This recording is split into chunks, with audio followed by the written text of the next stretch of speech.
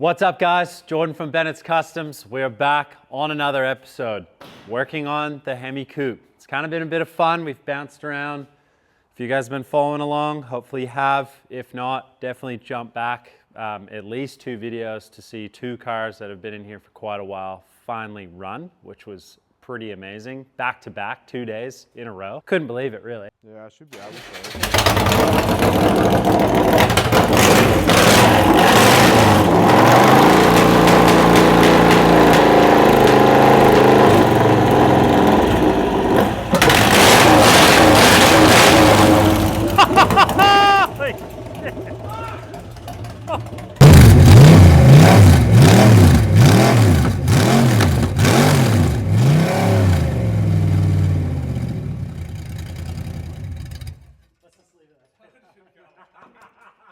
I want to issue these doors. We have to basically reskin them. They've been done in the past.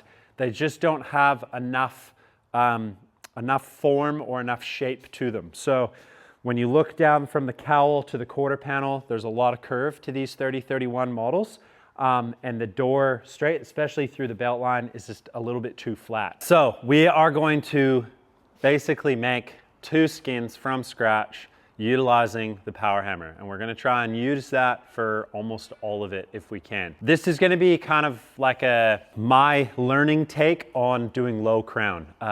I personally struggle with low crown. I know like quite a few people do. It's definitely a lot easier to go more than less, and I tend to do that. So I want to like fine tune the skills, you know, kind of in front of you guys as well, to show you my, you know, sort of errors or my, you know, kind of small wins, I'll put it. These could basically be done in a few different ways. I could use the English wheel and wheel one out, and I'm not opposed to that idea. I was kind of thinking of doing one side with the power hammer and one side with the English wheel, just to show the differences and maybe kind of see how long it takes to do both.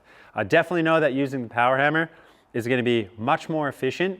It's probably going to move a little bit of material a little bit quicker, and it kind of gives you a little bit of buffer for error, you know, and I'm kind of speaking on past experience, and also, you know, speaking with Vaughn from Motor Retro. Again, massive shout out to him and Motor Retro. Extremely talented gentleman. He does all the classes, and he knows that. He's helped design that power hammer. And he has just, you know, he knows it like the back of his hand. And the first thing I want to cover is, you know, we're going to be trying to utilize this in a way that we're going to be doing a sort of, it's got like a 3-dimensional shape in all directions. It's not just like a flat door this way. It has sort of form each way. So we're going to be adding a lot of stretch to this panel in order to get the center to come out, to get us that achieved shape that we're after. Luckily, we have a very nice coupe body that's just next door in storage, and I was able to go out and just kind of measure the doors into reference to what we have.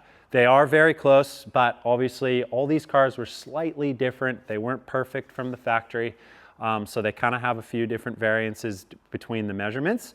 But the biggest thing was trying to get the right curve. Obviously the ones that we have, a little bit too flat. I don't really necessarily have a buck that would give me a reference point, so I was able to go out there and do some measuring.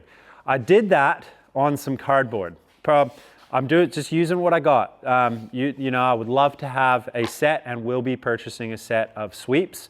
And sweeps are basically just big, long pieces like this, and then you can kind of run them along the panel, and it's going to give you sort of your light lines. It's also great for using as a radius gauge as well, because you can put this on and go, yep, I'm getting close, or I've gone too far. These I just made out of the 48-ounce straw board, so they are 3 mil thick. It is still quite durable. It has a bit of flimsiness to it, but you know, it's holding its shape. I've made it big enough where it's got a solid spine to it, so you know, when you push it on there, there's no flex to it, which is really good. But these work really well. And what I did was I made a few horizontal ones that run down the door, and I made some vertical ones that run this way as well. So I have a few that I can use as a bit of a reference, just to kind of make sure I'm staying in the lines of where we want to get to. So those are going to help out big time. I also kept the insides of these as well. So these are all the pieces that I cut out, and I'm gonna keep these. Everything's noted. This one just says top, horizontal, so this is right underneath the bead. Just says between door hinges, so it's kind of right in that area. And then it just says 3031 Ford Coupe, horizontal, top third. And then I've just dated it. This way I can just throw these down in obviously a flat area that's safe, and I can keep these. And if I need to get them out or alter them or do anything, you know, it's just cheap cardboard. It kind of just helps me, you know, again, just as a roadmap, we'll call it. That's what Carl always calls it, a bit of a roadmap. This is just gonna try and help me in the direction I wanna go to. We got our sheet here, and this is what we're gonna make the one door panel out of. You can see that it's kind of a smaller shape. This was just a cutoff of something that we've already used. If you wanna watch like a really detailed video, multiple videos, definitely go over to Cornfield Customs. Mike Wagner is probably one of the best teachers that I've watched online and through all of his videos and photos and everything. He's got a very particular way and a very methodical way of explaining stuff, and I really like that. I feel like it kind of resonates with me in a lot of points. So I'm going to try his techniques on doing a bit of a grid layout, and I'll explain that as we're doing it, hoping that that's going to sort of help me in that hammer as sort of a, I'll call it like beginner intermediate into lower crown stuff. So as long as I kind of have a map on here, then I shouldn't really lose too much of where I am on that panel. So that's just going to help me line up. I could just definitely go willy-nilly and get in there and just go for it, which I usually do that a lot anyways. So that kind of might happen, but I'd like to try and lay it out properly so that when we do get over there and we're kind of running through, that we are sort of tracking where we want to be. So what we're going to do is, I know that panel itself, the door panel, especially on the other coupe body, there is like a center portion of it that is slightly higher than the rest, but it evens out very softly throughout the whole panel or the door itself. So I know that the highest point is sort of in the center. So we're going to work off that. I want to draw out a bit of a grid.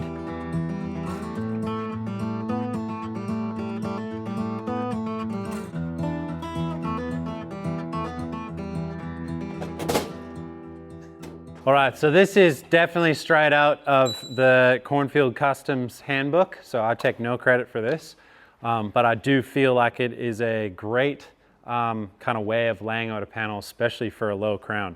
Doing roof inserts, door panels, rear trunk lids, whatever you're doing. So I have just cut a strip. This is 2 inches wide, and what I'm gonna do is make sort of a box pattern all the way around, all the way out to the top.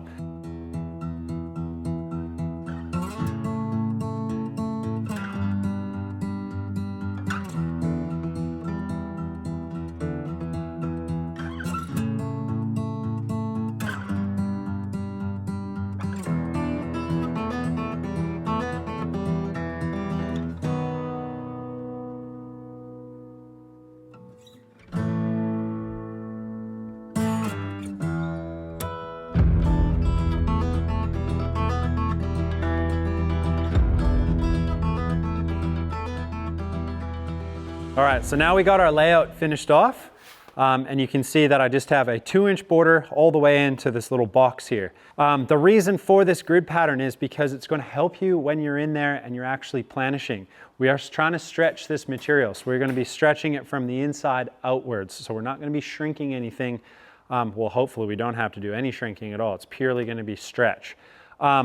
This box is where we're going to be starting, and the reason why these are numbered is because we will run a pass across this box, back, and then we're going to jump out to 1, and then we're going to do the same thing, run over the whole lot all the way back out, then we're going to jump out to 2.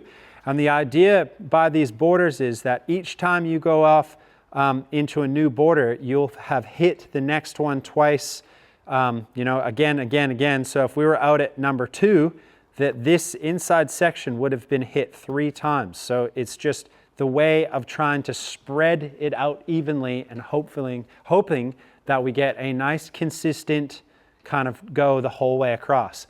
Another really big thing that Mike explained You know, and I'm purely just talking off, like, I get really inspired by his videos and multiple other people as well. The cool thing, you know, like before you kind of go in is you can pick up these tips from guys and they're going to help you on the other end when you start to do it. So the biggest one that I kind of picked up was that his gapping is sort of 2 inches.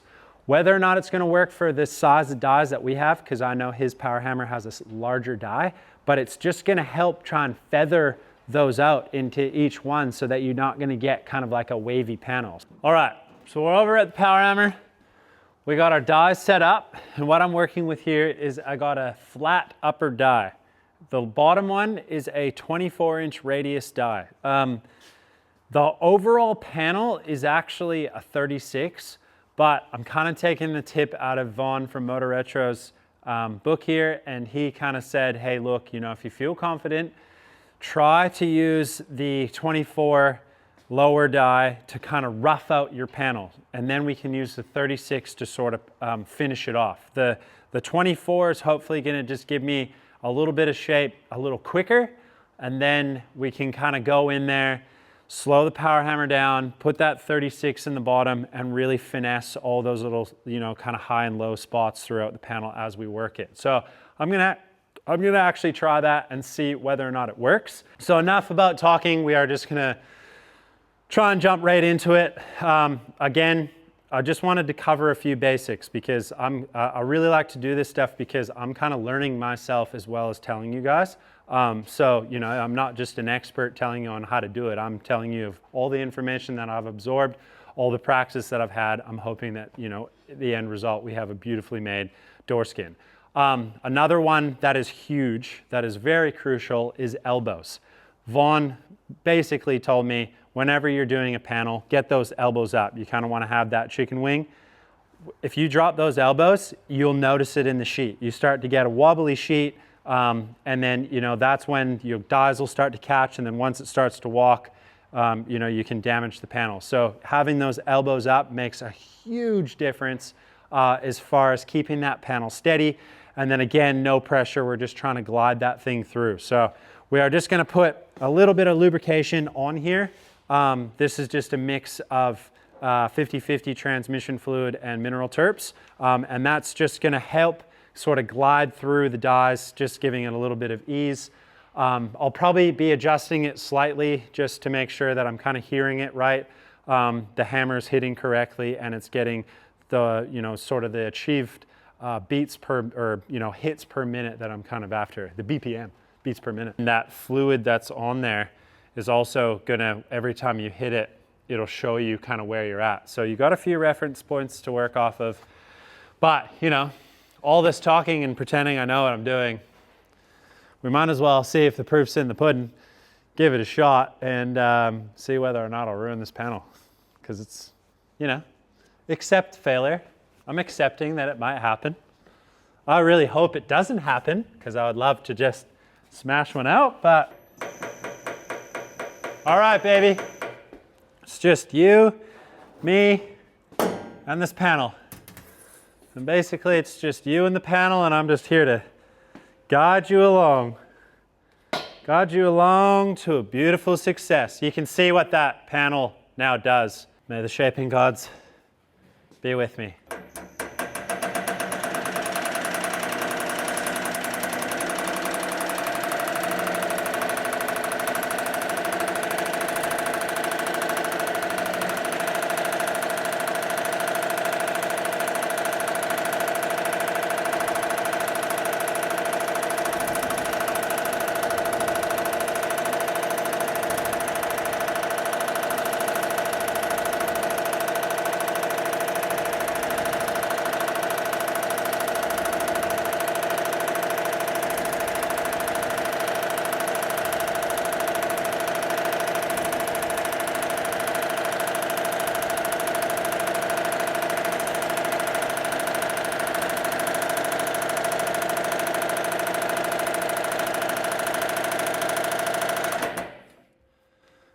Okay, one thing I'd like to do is just lubricate a bit of the back of the panel. I can just feel it's grabbing. Haven't probably got the hits dialed yet. It might just slightly be hitting a little bit too hard still as well. But other than that, definitely having those track lines have helped, because now I can pull it out of the panel and I know kind of where I'm at, which is really cool. So I might just dial this back just ever so slightly. And it could just be more of like, I need to hit it a little bit better. Shivering pines say that summer is dead. So I just want to go. Hollow, and my hands are numb. Just a little bit. Do my best to swallow all the things I've done. You break your back, but you still don't have bread. You won't go back on the things that you said. You bleed your heart out, and it takes every drop. You've come too far now to ever stop. Wash me in the water and I'll never go back, even when I'm walking through dead man paths.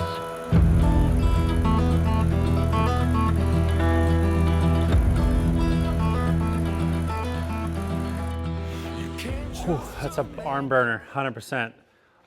So first thoughts, if you guys are watching, you're probably picking out a few things. One, consistency of where I'm hitting, and just trying to keep like an even track. It's also, you know, you're thinking of that, you're also thinking of keeping the panel moving, you're also thinking of keeping the panel from bouncing, and then you're also trying to kind of count, you know, your spaces. So there was probably out at the 2, I kind of didn't really get that bit, but then once I covered over it, it was all right. So we can kind of, you know, try and wash the planishing marks through. Hammer could probably hit a little bit more, and maybe sort of same amount of hits per minute. Maybe I could just, you know, slightly dial that up a little bit. The thing is I kind of want to creep up to it. I don't want to just have this thing smashing it and putting a bunch of dents in the panel itself, especially because I am using that lower 24-inch radius. And I'm trying to use that in order to gain a bit more shape sort of right off the bat, and then I can come in and finish it with the 36. So this is definitely just roughing it out. And then I'll probably have, you know, a closer, more methodical, more, you know, smooth process, well, hope to, with that lower 36-inch die in there in order to kind of help where it needs to be. But definitely going to shed a layer. My arms are dead already. I didn't know today was going to be a upper shoulder day.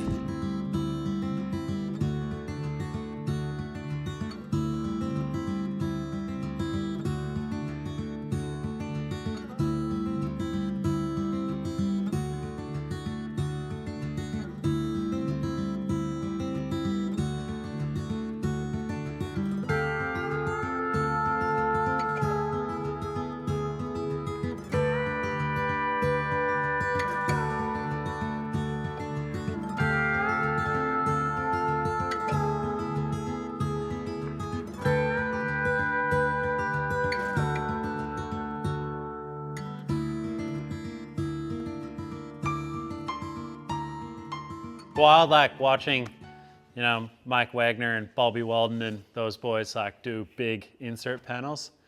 Aluminum might be a little bit lighter, but holy, it's certainly a workout.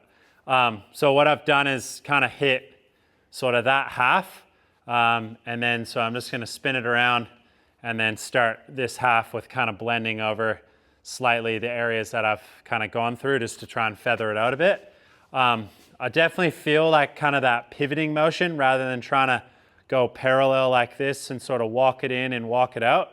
If you kind of just work and sort of pivot from your torso or your hips and you kind of run your arms this way, it definitely seems, I don't know if you saw it, but it definitely held the panel a little bit better, and just kind of helped, like, you know, there wasn't so much vibration through the actual panel itself, but, you know, you're going to get that. It's going to be kind of tough to always be constantly in the right spot with your hand while trying to count, while trying to move, and, you know, and throttle the pedal. And you probably heard it. I am trying to kind of throttle the pedal in certain areas just to learn how to, you know, kind of feather it out along those edges and stuff. But yeah, it's purely just going to be a thing, you know, like if I spend another 200 hours on just doing this, on just these panels, then I'd start to grasp a really good, you know, idea on how it works and its limitations, and maybe just a few techniques that sort of work better for myself. The biggest thing is I can definitely feel the hammer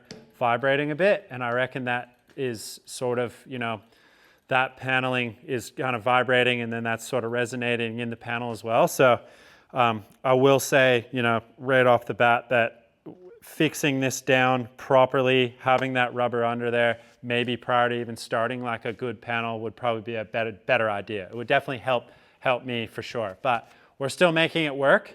But I think forward, after we do this one, before we do the other one, I'll probably set all that up and then see what the difference is and see how much nicer and more fluid it is. Okay, back to the arm burner.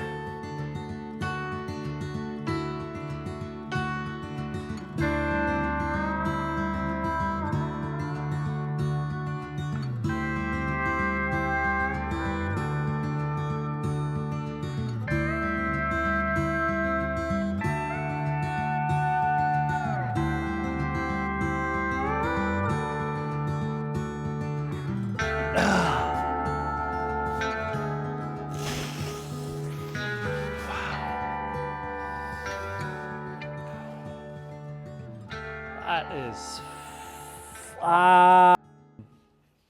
brutal. Absolutely brutal. All right, so that, I'd call that sort of like probably a one pass. Probably needs another pass, but I'm just gonna check it. So I wanna just go put it on the table and just see how it's sitting. It'd be amazing if we had a buck, because you could sit on the buck and right away you could tell, but we should be able to just kind of let it naturally sit, and then we can maybe just use our little sweeps or our profile gauges and kind of get an indication. But it certainly has, you know, put some stretch into the panel. I can see it right away. Even when I'm running it through, I can feel it. You know, out to the edge, it's got a bit of the wobble because there's material there that needs to kind of go somewhere. So it's doing something. Whether or not it's doing it sort of consistently, underneath I can see where all of our hammer marks are, and it looks pretty clean. But again, it's just going to take that practice. Holy, arms are cooked, not going to lie. But yeah, I think I'd like to just test it, see what it looks like. And then we'll probably come back, do another pass, try and just kind of wash over everything with that 24. And then we'll jump into using that 36 and try and clean everything up.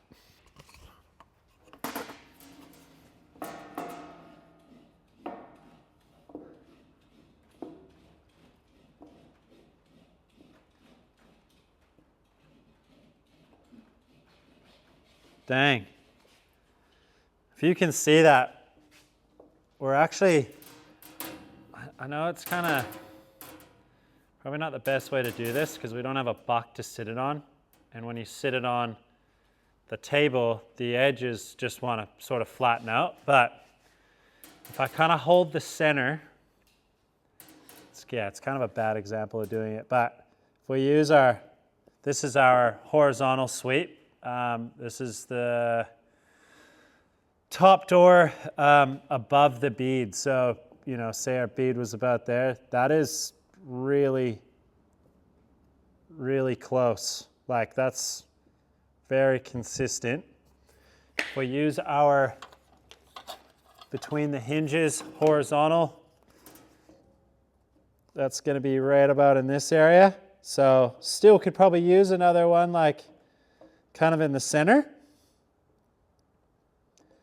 where it has a little bit more form. So I think like a one more pass would probably get that really close. You can just see the light under there. That's what really helps with these sweeps, is kind of really shows you your high and lows.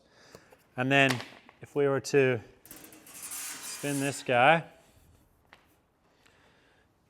this is our vertical center of the door.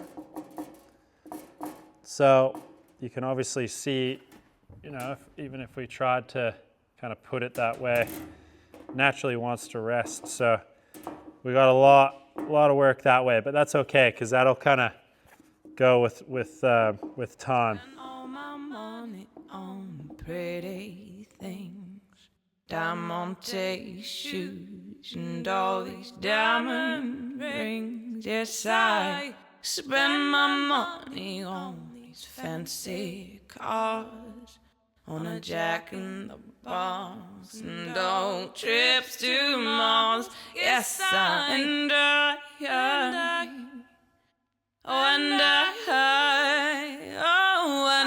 ain't got no shilling left for me.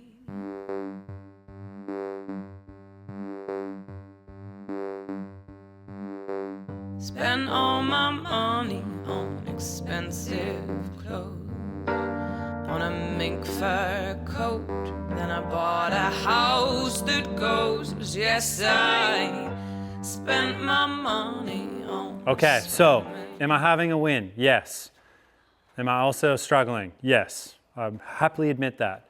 I just had a nice phone call with Carl, asking him a few questions, and I just spoke to Vaughn again on the phone because I really like to put myself out there to gain as much knowledge as possible. That's purely what this whole YouTube is about as well, is just trying to spread all the knowledge possible so that we can keep this type of stuff alive. Having said that, I just got some very helpful tips from both gentlemen. One that Vaughn had just mentioned is we were just talking about my shape that I'm getting and my sort of horizontal my horizontal sweeps and how they fit, and they're really close, but my vertical one was off by a fair bit, and that it needed a lot of shape to get to that. You kind of would be surprised that, you know, the doors actually have this much shape in them, but they do. They have a lot. So he said, you know, rather than trying to keep forming it, and you're just going to have to try and build that area up, you could go and use the slip roller. So I jumped over, I put the panel in the slip roller, as you can see, and I've put in a bit of shape. That shape now, if I kind of just gently hold the inside, has gotten me nearly very close, especially in the center. The center is kind of where we really want to be, more or less closer, and then it sort of gets, you know, that way. This way I could probably go in the slip roller the opposite way. I only went in one direction, but sometimes they're off a little bit. Once that's done, then we can go back, because we've lost a bit of form now because we've put it through that roller, right? So now we need to go back and kind of get a bit more of this back into the actual skin itself. So what's going to happen is I need to go back in, and what I'm going to do is actually change out the die. I'm going to put the 36-inch lower radius into the lower pedestal, and then we're going to go through and try and fine-tune it with the 36 and do the exact same passes over again, and hopefully we can kind of get that three-dimensional shape that we're after without losing too much of the shape sort of north to south. And hopefully that makes sense. It kind of makes sense in my head, but I'm also trying to explain it again as I'm kind of learning it. And you know, this isn't a video on this is how you're supposed to make your door skins, because it's definitely, well, you know, in the end, hopefully the result will be a really nice door skin. But that's why I'm kind of putting myself out there. Rather than throwing it on the English wheel and just wheeling one out, I really want to learn how to use that power hammer for doing the shaping and the planishing. It just makes sense. You know, that power hammer, I've purely used it for doing a bit of thumbnail shrinking in there for when we're building the trans tunnel, and I use it a lot for doing all my profiles. So I almost use it more or less as a pole max. So I want to use it for, you know, what it's worth for all the stuff that it has. So we're just touching the tip of the iceberg on this machine. So I think what I'd like to do is switch out the bottom dies, and we're going to run this pass through, and then we're going to see what it looks like. But I'm definitely gaining shape. I just think maybe I've kind of crept up on it a little bit too light, which is fine because I, you know, sometimes would probably go over the top right off the bat and overstretch something. And you know, if I had that hammer hitting too hard, then obviously we're gonna kind of go too far. So we're still creeping up on it. We haven't gone too far yet, so the panel is still much savable and will turn out to be a nice door skin. We're gonna try and pop it back in the power hammer.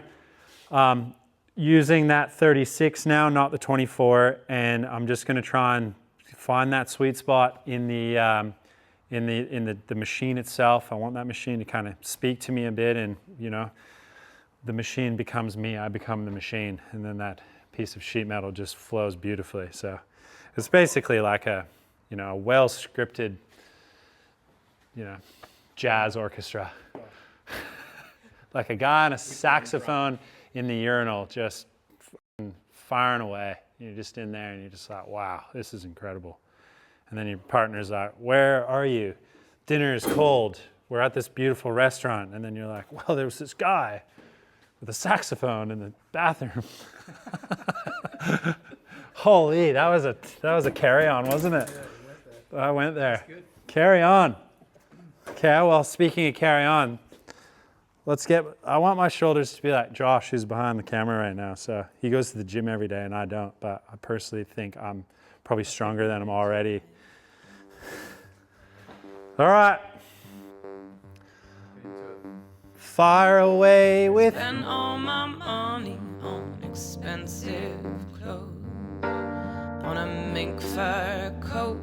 Then I bought a house that goes. Yes, I spent my money on a swimming pool, on a lot of things don't think I'll ever use. And I spend my money on these pretty things, and I ain't got no shilling no left for me.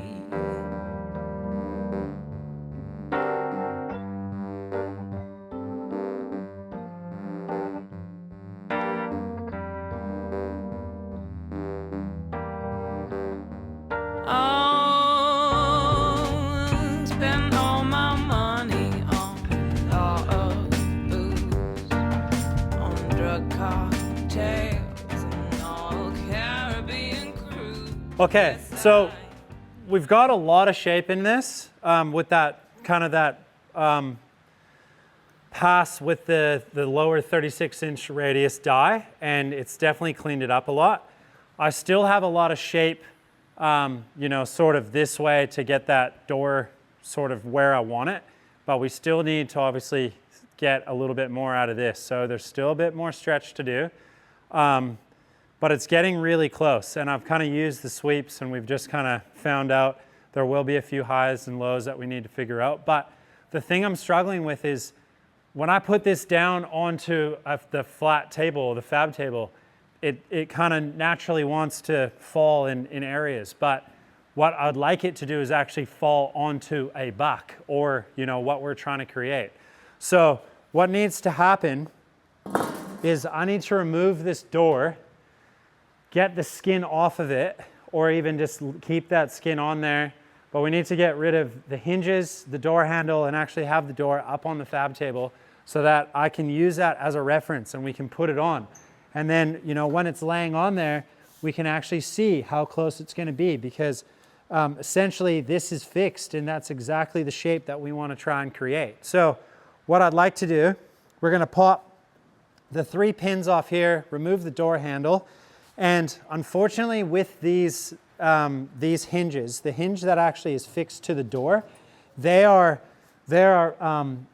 hot riveted into place. So it kind of makes it a bit tricky to have them removed, but in order to get that panel to sit on there kind of where I want it and fall off the edge, I'm gonna have to remove these 2 because we are gonna cut it straight through here, like I mentioned before. So these need to come off. So we're gonna drill those hot rivets out, and we will probably most likely hot rivet them back in. I'm gonna sort of scribe where they are.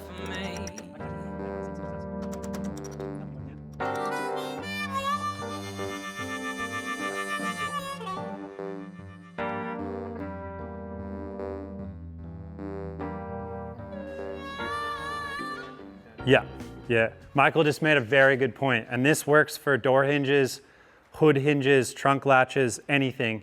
And it's something I almost just totally, overlooked. But whenever you're in the process of removing a hinge and you want it to go back into the same position, you can scribe, you can do everything you want, but after, I guess, paint and body, or, that's probably more or less for hinges that are going to be bolt-on or removable, using a little pilot hole to kind of put through so that you could almost slide a rivet in there is going to allow you to find where home originally was. So if I put two tiny little, 1/8-inch holes right here and here, and then we drill these out, well, when we remove this and go to put it back on, as long as those two holes line back up, this should stay exactly where it came off of. So that will, then nothing's going to be altered as far as the door opens. So I'm going to do that now.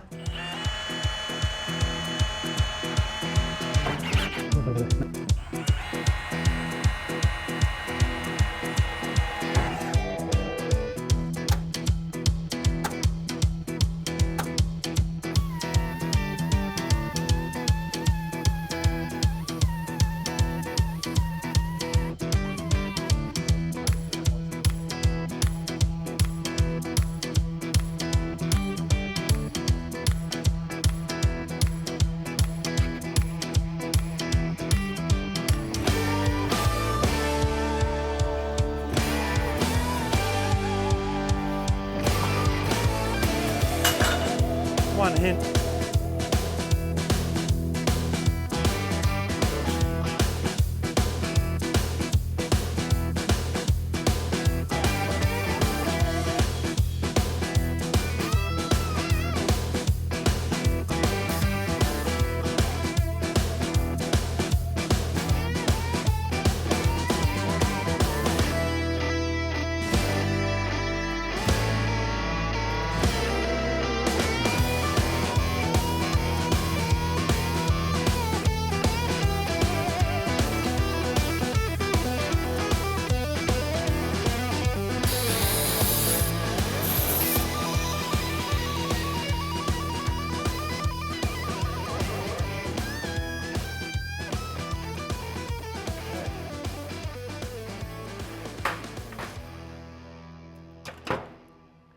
And just like that, we have an old skin off.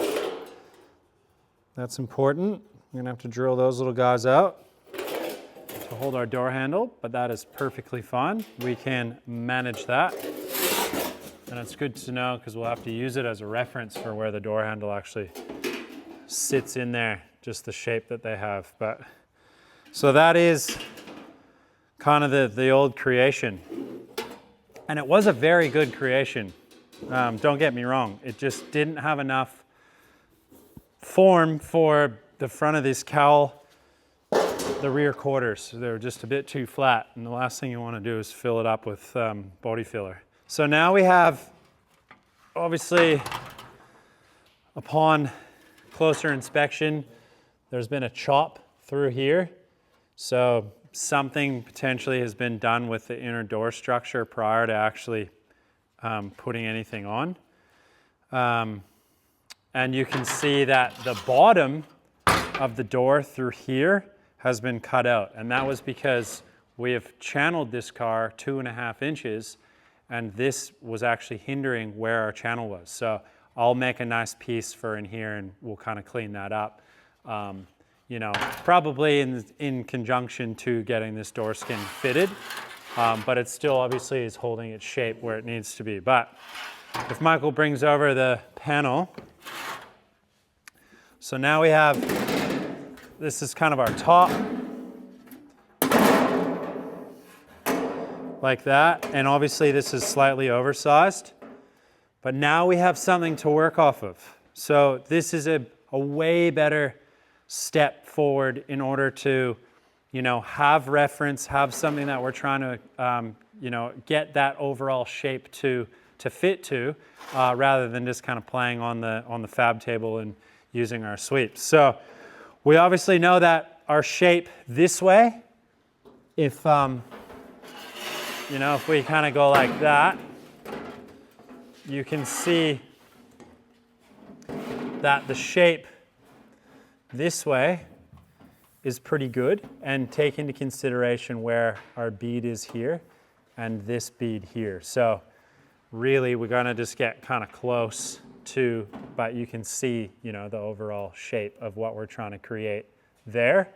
And then again, on the bottom side, this is one you're probably gonna notice right off the bat, but you can see I can get my finger in there and on that side. So we still need to get a bunch of curve this way and still a little bit of curve this way. So still got lots of shaping to do. So I had some 5mm plate and I was able to just use the plasma cutter and cut out a couple of shapes. The handheld one, the actual CNC table is almost working. And then we just put some rubber mat under it just to try and help take a bit of the, you know, the sting from the metal directly to the concrete. I'm not too happy with it yet though. Because I've raised this up, I've taken this off the floor and the whole hammer is basically balancing on this much of kind of these feet that were obviously done really well if that was sitting down. It held it really nice and tight. So that's why I added this piece in to try and take this motion out of it. But I haven't quite perfected it. I'm also thinking maybe like some timber or some conveyor belt rubber would be a lot better. It's a lot harder. So it would still, you know, tighten down the hammer a lot. This is pretty soft stuff. This is kind of like your gym mat stuff, but I'm not too sure if I'm totally sold on it, but that'll be a work in progress. I'd love to fine tune it. So it's obviously, you know, doesn't have any vibration at all, but we got the 36 lower die in there and obviously the flat upper die still. So we're gonna try and get this in. I'm gonna hit it a little harder and a little faster to try and manipulate a bit of the metal there. And we're gonna see if the result is, you know, what we're looking for. So time to break a sweat.